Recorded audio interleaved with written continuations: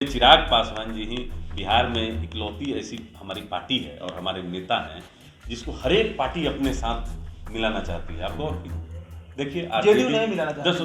अरे आप लोग मिलना भी नहीं चाहते हैं।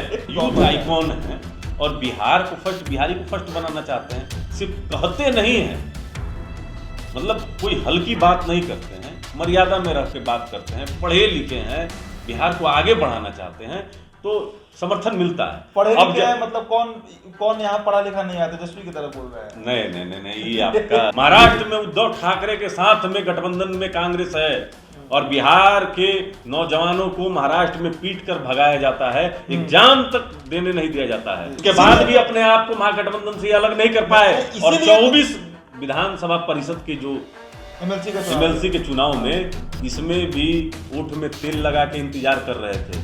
जब आरजेडी ने इनको दूध में मक्खी की तरफ फेंक दिया तब ये अपने प्रत्याशियों का वो पार्टी सुने ना वो पार्टी हमको सलाह देगी कि हम तेजस्वी के पीछे। अच्छा, ये बात आप लोग क्यों नहीं मान लेते हैं कि बीजेपी के कहने पर अगर चिराग ऐसा कर रहे हैं, जो राजनीति समझते हैं उनका ये कहना है कि बीजेपी एक चिराग के माध्यम से जेडीयू को भी डैमेज कर रही है, तेजस्वी को भी डैमेज कर रही है। तेजस्वी का चेहरा धूमिल किया जा रहा है कि युवा नेता आपकी जगह कोई और भी है, और इधर जेडीयू के उन तमाम खामियों को जो बीजेपी नहीं कह सकती है, जो भी गठबंधन में है, सरकार में है, वो चिराग कह रहे हैं। इस बात को आप लोग क्यों नहीं मान लेते कि बीजेपी बी टीम की तरह आप लोग काम करते हैं? नीतीश कुमार जी का दायित्व है कि बिहार में दलित बच्चियों का बलात्कार रुके। नीतीश कुमार जी का दायित्व है कि बिहार में अपराधी बेलगाम न हो, और नीतीश कुमार जी का दायित्व है कि केंद्र से आए हुए धन का उचित उपयोग हो।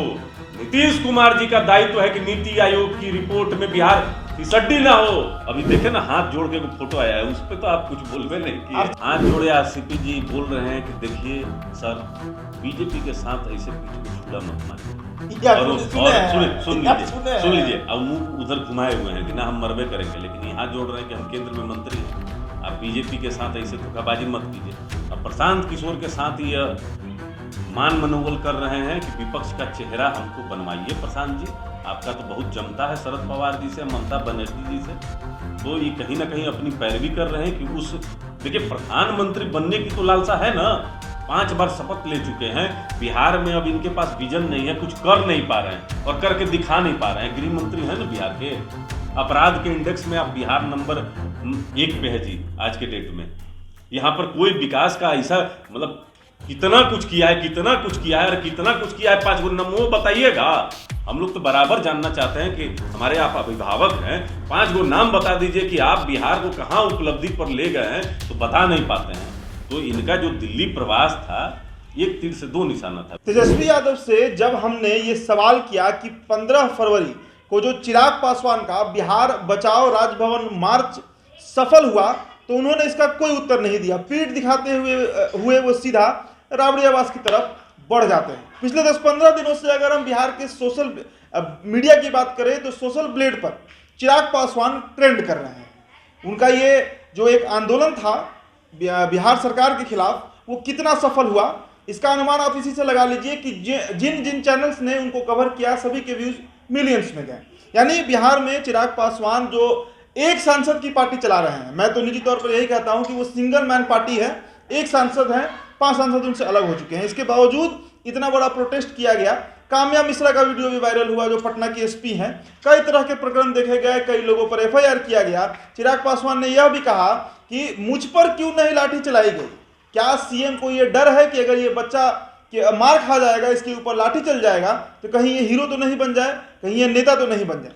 खैर, वो प्रकरण अब खत्म हो चुका है। चिराग दिल्ली वापस लौट चुके हैं। 26 तारीख को फिर से उनका पटना आगमन होगा, जिसके बाद आगे की जो रणनीति है वो तय किया जाएगा। इस बीच जब वो पटना थे, एक फोटो भी वायरल हुआ जहां पर उनकी दोनों माँ, उनकी जो बड़ी माँ है और उनकी जो अपनी माँ है, वो दोनों को गले लगाते हुए दिखे चिराग पासवान। बकरी के साथ खेलते हुए दिखे, खेत खलियान घूमते हुए दिखे। अब जो राजनीतिक पंडित लोग हैं, जो राजनीति को समझते हैं, वो कहते हैं कि बीजेपी चिराग के माध्यम से जेडीयू और आरजेडी दोनों को डैमेज कर रही है। एक तरफ तेजस्वी का चेहरा धूमिल किया जा रहा है। तेजस्वी जो खुद को बिहार में युवा नेता के रूप में स्थापित करने में लगे हुए हैं, हालांकि बीच बीच में वो गायब हो जाते हैं, तो उनके जगह पर चिराग को अब स्टैब्लिश किया जा रहा है। दूसरी तरफ जेडीयू को सीधे तरीके से, डायरेक्ट रूप से, परोक्ष रूप से उन्हें नुकसान पहुंचाया जा रहा है। सरकार की जो नाकामियां हैं उसे उठाया जा रहा है। इन तमाम मुद्दों पर हम चंदन सिंह से बात करेंगे। चंदन सिंह, उस आंदोलन के बाद पिट गए थे, क्या हुआ था? थोड़ी तबीयत इनकी खराब हो गई थी, क्या हुआ था चंदन जी? पानी ज्यादा पड़ गया था? अरे उसमें पिटे तो सब लोग थे। तो देखिए, हमारे स्वर्गीय संस्थापक आदरणीय रामविलास पासवान जी कहा करते थे, जुल्म करो मत, जुल्म सहो मत, जीना है तो मरना सीखो, कदम कदम पे लड़ना सीखो। तो हम लोग लोक जनशक्ति पार्टी के कार्यकर्ता हैं और लाठी से नहीं डरते हैं, कम से कम लाठी से तो नहीं डरते हैं। अगर उस दिन यह निरंकुश सरकार अगर गोली भी चला देती तो हम लोग पीछे हटने वाले नहीं थे जी। अपने मांग पत्र को हम लोग महामहिम तक तो पहुंचा ही के दम लेते जी। और आप लोग के तो कैमरे गवाह हैं, जो एक जन सैलाब हम लोग बराबर कहते आए हैं कि आदरणीय चिराग पासवान जी के नेतृत्व में जेपी गोलंबर से, अब देखिए जेपी गोलंबर कोई साधारण जगह तो है नहीं, बिल्कुल बिल्कुल, तो ये तो क्रांति का गोलंबर है, क्रांति का गोलंबर है। और वहाँ से जो एक मैसेज निकलता है वो पूरे बिहार में जाता है। तो हम लोग के जनहित से जुड़े हुए मामले थे और आदरणीय चिराग पासवान जी के नेतृत्व में जिस तरीके से वहाँ से हम लोग शांतिपूर्वक निकले, बंगला पहुँचे, प्रशासन के षड्यंत्र का हमारे राष्ट्रीय अध्यक्ष आदरणीय चिराग पासवान जी ने ही भांडा फोड़ा। वहाँ से हम लोग आगे बढ़े, आयकर गोलंबर पे लाठीचार्ज किया गया।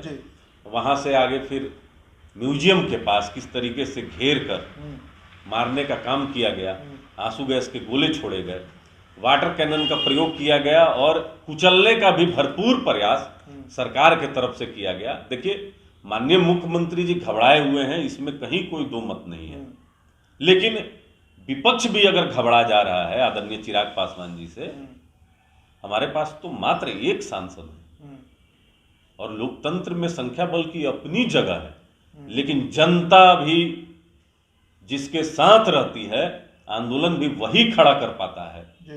तो 74 के आंदोलन में जिस तरीके से जयप्रकाश नारायण ने आंदोलन की नींव रख दी थी, उसी तरीके से 15 फरवरी को हमारे नेता आदरणीय चिराग पासवान जी ने एक आंदोलन की नींव रख दी है।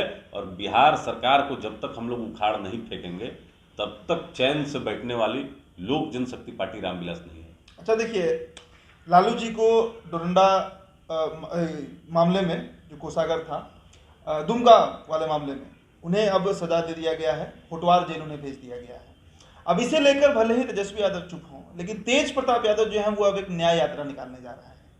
तो क्या माना जाए, चिराग से इंस्पायर हो गए हैं तेज प्रताप? क्योंकि इस तरीके का यात्रा का जिक्र पहले नहीं था, पहले भी उन्हें सजा हुआ करती थी, लेकिन इतना एग्रेसिव रूप से जिस तरह तेज प्रताप लिख रहे हैं, बोल रहे हैं कि अब हम भी यात्रा करेंगे।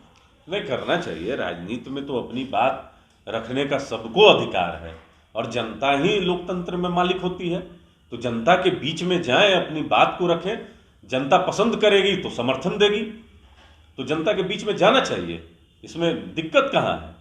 हम लोग तो आशीर्वाद यात्रा के माध्यम से बिहार के 38 जिला में पहले जाके जनता का हम लोग ने आशीर्वाद लेने का काम किया, जन समर्थन को अपने पक्ष में किया और हमारे नेता आदरणीय चिराग पासवान जी जनसंवाद किए, लोगों का समर्थन मिला, पार्टी टूटी, परिवार टूटा, उसके बाद भी एक जन सैलाब जो पटना की सड़कों पर आदरणीय चिराग पासवान जी के नेतृत्व में अगर लाठी गोली खाने के लिए तैयार है, तो आप समझ लीजिए कि यह तो मात्र वानगी है कि हमारे राष्ट्रीय अध्यक्ष जी ने एक प्रस्ताव रखा कि अब हम लोग को इंतजार नहीं करना चाहिए, विपक्ष का हम लोग इंतजार नहीं कर सकते हैं, अब विपक्ष की भूमिका में हम लोग हैं, तो हम लोग को सड़क पर उतरना चाहिए और सत्ता से संघर्ष करना चाहिए। हम लोग तो सड़क से संसद तक संघर्ष करने वाले हैं। हमारे स्वर्गीय संस्थापक आदरणीय रामविलास पासवान जी संघर्ष करते थे, तो संघर्ष से हम लोग पीछे नहीं भागते हैं और लोकतंत्र में जनता मालिक होती है, संवाद करना चाहिए और जनता ईश्वर है, जिसको अपना समर्थन दे देगी वही नेता बन जाएगा, वही हीरो बन जाएगा। नरेंद्र मोदी हो, चाहे राहुल गांधी हो, या फिर अब कन्हैया कुमार जी, सभी लोग अपनी मार्क को, ये तो सब सही नहीं होगा, इस्तेमाल करते हैं, लेकिन मार्क का एक माध्यम जरूर यूज करते हैं पब्लिक सेंटीमेंट को गेन करने के लिए। नरेंद्र मोदी बार बार अपनी माँ का जिक्र करते हैं, राहुल गांधी भी कभी कभी कर देते हैं, कन्हैया कुमार झोपड़ी में अपनी माँ के साथ फोटो साझा कर देते हैं। चिराग पासवान ने जो अगले दिन प्रेस वार्ता किया, उसमें उन्होंने अपनी माँ का खूब जिक्र किया, करीब 5 मिनट तक का वो वीडियो भी है जो हमने चलाया भी। तो अचानक रीना पासवान का मामला कहाँ से आ गया फिर इसमें? नहीं, देखिए, कुछ लोग ऐसे हैं जो गाहे बगाहे ऐसा जिक्र कर देते हैं कि हमारे नेता आदरणीय चिराग पासवान जी को उसमें कुछ कहना पड़ जाता है। लेकिन आपने देखा, आपका तो इंटरव्यू भी है, कि किस तरीके से रोका गया प्रशासन के द्वारा। आप एक माँ को उसके बच्चे से मिलने से नहीं रोक सकते हैं। और पहले तो आपने लाठी चार्ज किया। उदित जी, आप तो साथ में होंगे उस बिहार बचाओ राजभवन मार्च में। एक भी जगह आप बहुत सारे आपने ऐसा रैली और मार्च को कवर किया होगा। जो लोक जनशक्ति पार्टी रामविलास के कार्यकर्ता थे, कितना संयमित चल रहे थे कायदे से। ना एक आप टेम्पू दिखा सकते हैं जिसको उल्टा गया हो, ना एक सब्जी का ठेला दिखा सकते हैं, ना किसी दुकान का शीशा फोड़ा गया हो। ट्रैफिक भी बगल के रोड से क्रॉस कर रही है। एक भी शब्द हमारे कार्यकर्ता किसी भी पब्लिक के साथ बोले हो कटुता के साथ। हाथ जोड़ के हम लोग सबका अभिवादन करते चल रहे थे। हमारी लड़ाई तो सत्ता के साथ है, संघर्ष हमारा उसके साथ होगा, आम जनमानस के साथ थोड़े ही है। लेकिन देखिए, प्रशासन के द्वारा जिस तरीके से रोका गया, ये कहीं ना कहीं एक असंवैधानिक तरीका था। इस तरीके से प्रशासन को नहीं रोकना चाहिए था, टारगेट नहीं करना चाहिए था। और किसी भी व्यक्ति के लिए मैं ऐसा मानता हूँ उदित जी कि माँ जो शब्द है, ये अपने आप में ईश्वर का दूसरा रूप है जी। और हम लोग शक्ति मानते हैं, शक्ति का स्वरूप है। तो शक्ति को साथ में रखने से किसी भी पुरुष का बल दोगुना हो जाता है। तो हमारे आदरणीय चिराग जी कह रहे थे कि मेरी माँ को कुछ लोग पंजाबी कह देते हैं, कौन सा वो बिहारी पर्व है, कौन सा वो बिहारी कल्चर है जो वो नहीं मानती हैं। तो इस तरह के बात उनके द्वारा कहे गए थे, इसलिए मैंने ये सवाल किया। नहीं, सियासी गलियारे में ऐसी बात हुई होगी उदित जी, जो उनके तक पहुंची होगी, उस पर उन्होंने अपना रिएक्शन दिया है।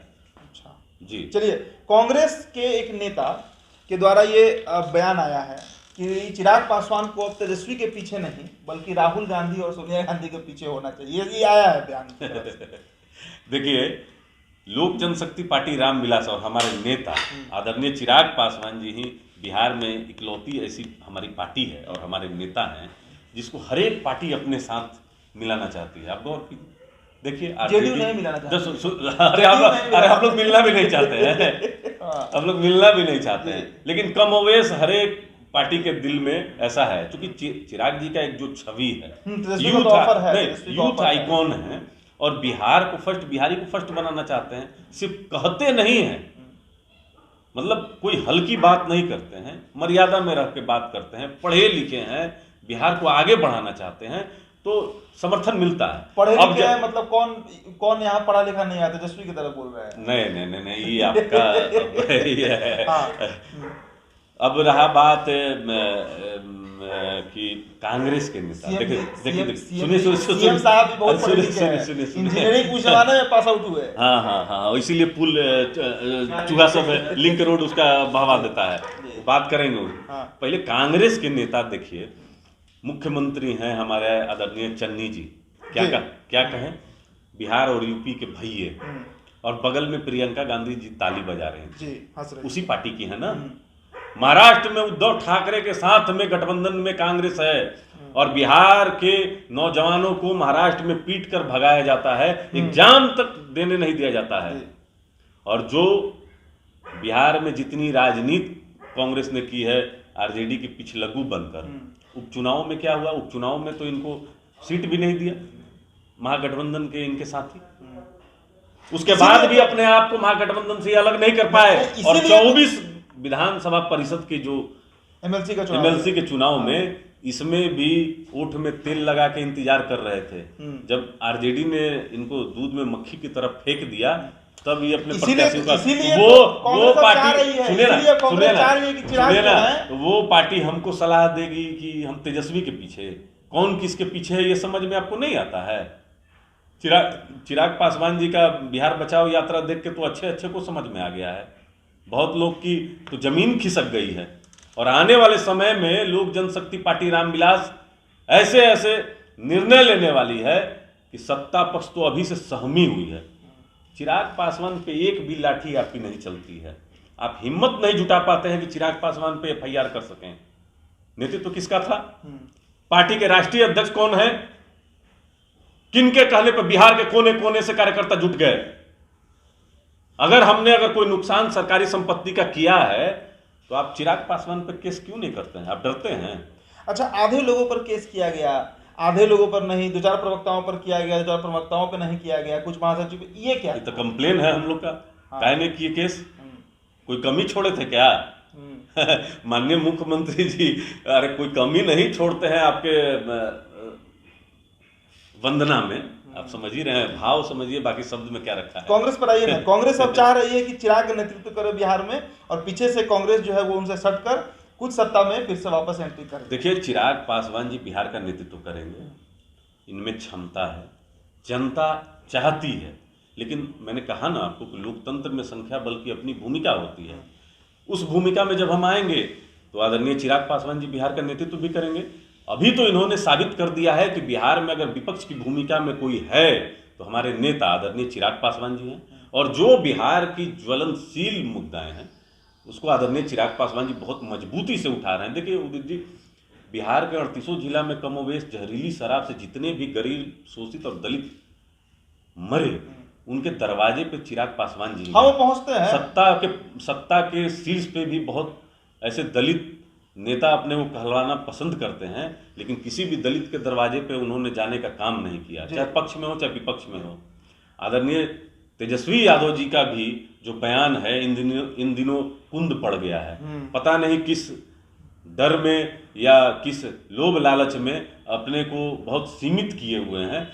तो संघर्ष करना चाहिए, जो तो जनता के हाथ में है कि जनता किसको पसंद करती है। अच्छा, ये बात आप लोग क्यों नहीं मान लेते हैं कि बीजेपी के कहने पर अगर चिराग ऐसा कर रहे हो, जो राजनीति समझते हैं उनका ये कहना है कि बीजेपी एक चिराग के माध्यम से जेडीयू को भी डैमेज कर रही है, तेजस्वी को भी डैमेज कर रही है। तेजस्वी का चेहरा धूमिल किया जा रहा है कि युवा नेता आपकी जगह कोई और भी है, और इधर जेडीयू के उन तमाम खामियों को जो बीजेपी नहीं कह सकती है, जो कि गठबंधन में है, सरकार में है, वो चिराग कह देते हैं।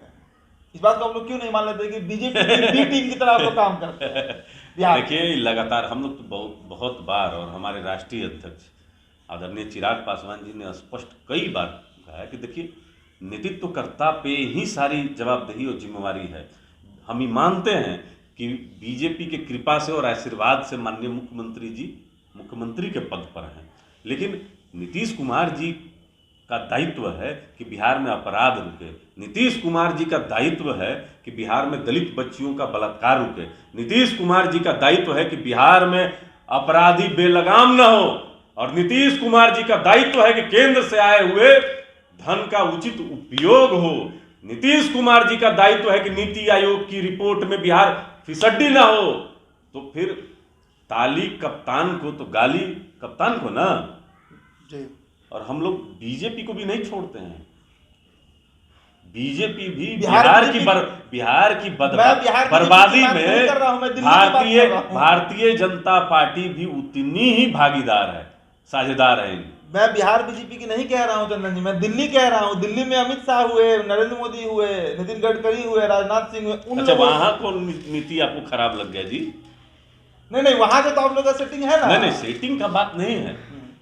देखिए, अच्छे बुरे समय में जो काम दे उसको अपने अच्छे समय में भूलना नहीं चाहिए जी। तो माननीय प्रधानमंत्री जी, आप हमको ये न बताइए कि आपके बिहार की कब उपेक्षा किए। अगर उपेक्षा किए तो बताइए, 4 बात हम भी बोल देंगे। खर्चा खोराकी थोड़े लेके बैठे हुए हैं उनसे जी, हम तो प्रवक्ता हैं, मेरा काम ही है बोलने का। लेकिन माननीय प्रधानमंत्री जी बराबर बिहार पे विशेष ध्यान देते हैं। अब यहाँ पर माननीय मुख्यमंत्री जी का अभी देखे ना, हाथ जोड़ के फोटो आया है, उस पर तो आप कुछ बोलवे नहीं किए।